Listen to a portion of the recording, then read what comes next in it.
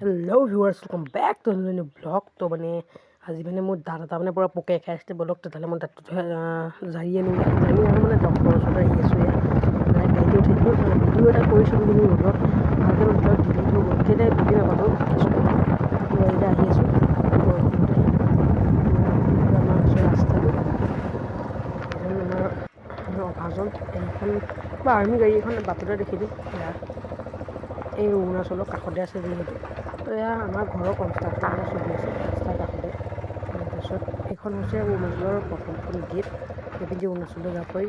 তাৰপিছত এইখন যে পাহাৰখন দেখিছে সেইখন আছে, আৰু এইটো আমাৰ বান্দৰদেৱাৰ টাইলছ লগোৱা ৰাস্তাটো ধুনীয়া টাইলছ লগাই দিছে।